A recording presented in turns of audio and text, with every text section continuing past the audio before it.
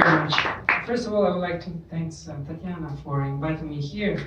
It's always a pleasure to come here and with our long collaboration in these years. Of course, the topic is quite big today, and I heard the very interesting presentations of my previous presenters.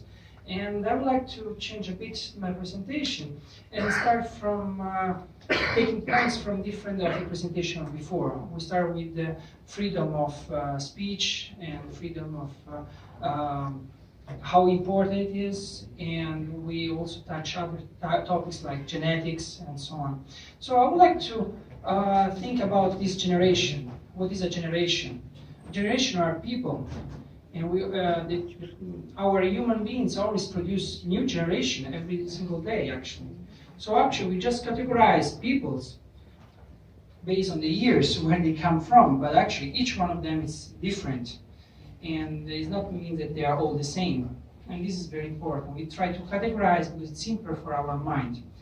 But I would like to start from one point. If we then categorize this as people, as a single person. We have the grandfather, then we have the great-grandfather, we have the father, the son, then the kids, the nephews, and so on. So let's try to think about this and try to think about genetics. Lately, we are discussing now if we should change or not the genes. But actually, our DNA is very adaptable. That's connected with the other presentation. Adapts and open and close areas of DNA and adapt to the situation they have. So maybe we don't need more genes. Some animals have less genes than us, and they function very well. And we have less genes than other animals as well. So maybe it's how we use these genes. And that's the personalized medicine. This is all the new frontier of medical activity to understand how it's opening up and closing down parts of this DNA. And they found out something very special, that, for example, if the mother during pregnancy is on a diet, the son will have a high chance to become obese. Isn't that weird? Maybe during the pregnancy, the baby was suffering from hunger. So came so much through this that in later life he tried to collect everything and eat and become obese because he felt that he needed. So of course this shows that the strong connections of mother and child, but also the environment, and this shows through generation. So what I would like to describe is, if we think we had the great wars and we have people, for us were fathers, or they were grandfathers, or maybe grand-grandfathers, but they describe always as a great hunger. They didn't have anything. They didn't have sometimes even a house. They didn't have food. They were just eating basic food. And this was a very strong point, because after the war, the message they transmit to the next generation is, you have to eat. And the next generation tried to do this, try to eat. Some of this generation, the baby boomers, now are, everybody's complaining that they eat too much resources, even also for the next generation. Maybe it's not their fault, they just collect all the resources, try to get more, to eat it up, because of the previous generation message that was sent to them. There is a message goes one to the others. And what is their message to the next generation? We have generation X and Y that actually they start to produce more, work more, because if you work more, then you collect more. So the message was produce more. And we have this today, we see this the effect. People do not, actually today we produce so much stuff that actually people should not even work. 1/10 of the population should work and the rest should just go and party out. But actually, everybody doesn't have time even to raise their kids. I was seeing the presentation of before about the connection in the school. But actually, today our mothers of the kids do not have time. They have to go work until 6 or 8 o'clock in the evening. You have to change priorities. Yes. So, but the message that was in the DNA of that generation is to produce. And the next one was, okay, we are producing, but let's organize it. Management. So the next generation was, let's manage the situation, let's create rules. And then we get to the millenniums. What is the message we are trying to transmit? Too many rules. Too many rules. Too much production. We don't have time to do anything. That's the message is going through the generation. So the millennials are saying, oh, maybe I should not do anything. Maybe I should relax. And then the grandfather say, no, you should collect things. And the father says, you have to produce. We don't understand you. But the message that they were transmitting through them is that they were creating too many laws. All of us should know all the rules. The law says that we should know all the rules, the new rules, there are rules. And there are so many rules that even people who work with rules don't remember them. They get confused. There are too many. So, for example, in Italy, when there are too many rules, they say, okay, let's make a unique text. We put everything together. If we miss something, it was not important. And try to summarize because we have too many rules. And we have now too many things. And especially, and this is based for millenniums, they are overload of something that the previous generation never had. That was knowledge. Since time, from Egyptians, from Greece, who owns the knowledge, owns the power.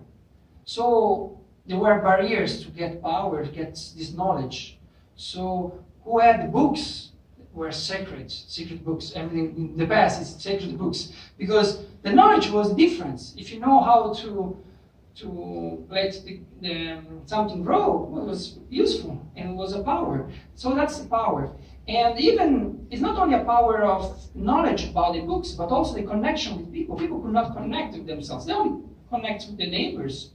Because traveling was difficult, telecommunication was not existing yet, and so on. So today the millennials are overload of news. They have so many information. They have a problem on information. There are too many. Real ones are so many. If we should just read the news of today, it takes 3 days, 4 days for the news of today. And so we have a gap since the beginning. But then all this knowledge are now fixed with fake knowledge, fake news. Even more, produced automatically, just to create confusion. So actually, it's very difficult to get through. Probably what I think that is the next message to the next generation will be choose. Start to choose. And that's, I think, the point. Choosing becomes a very important thing, because this is what the previous generation is giving us. But if we are different human beings, if we stop a second and think what we really want, what we really deeply inside want, then we can choose. And we are not just putting inside to do things that other people want. When you see people making mathematics too, or remembering all the flags, especially the flags in the countries, that are changing every day. There is a war today, flags change, then there is unification of countries like Europe, so flags change. So what's the meaning? Are we just putting information there, or we're teaching them how to think? I see when Socrates was there, everybody took the picture, but are we actually teaching them how to think? Because thinking and ideas, how an idea is created? An idea is created by empty space. When you don't have anything in your mind, then comes the idea. You experience that because you're working every day, all day, like everybody, to the production system. But when you go on vacation, you get ideas. Why? Because it's empty. So the brain fills up the emptiness. Like the body fills up the wounds. When there is a wound, it covers with the scar. Fills up. And the mind, when you have freedom, then imagine things. So millennials, they will not have a job. They will not have a job because the system of today doesn't require them to have a job. Because we can produce ourselves. And if we, because you already optimize the system, and if we put machines and robots, then nobody should work actually at the end. And but say, okay, well, I will communicate. There are too many communications. We don't need it. It's already too overcrowded. It's too many of everything. So what they should do to empty their minds and start to be creative, to think, to get ideas. And to get ideas, less overstructure you have, less knowledge you have, higher is the chance you will be creative. So maybe all the complaints about the millennials that they are lazy, they don't do anything there, they are just experiencing the otium of the Latins, not doing anything but thinking and be creative. So, and that's what, that's what they are going through, and what the system is actually requesting them. They are requesting to become entrepreneurs, to create an idea. Right? But of course, the grandfathers are they still have the anger. So they become business angel and create an idea, and I will support you, so I still take it from you. That's the idea. Because when you have an idea today, it's very difficult to develop, and you actually will end up selling to a big corporation. So they are still eating you out. I'm sorry if I'm quite critical on this, but I think it's important to give to the next generation the idea they should be free to think and not full of information, because there are already too many information in this world. They have to rediscover what was in the beginning, the music. We don't have time for music, if it's not in the subway with the earphones, but we cannot create music because it requires time. We don't have time. We cannot create a poem because we don't have time. All of us tried to make a poem when they were young, when they had more time. But today, everybody's so busy. So take your time and use it to be yourself and express yourself. I think it's the most important thing. Because then, when you express yourself, sickness will not appear. Because you express yourself and you get the balance between your mind and your body. Thank you very much.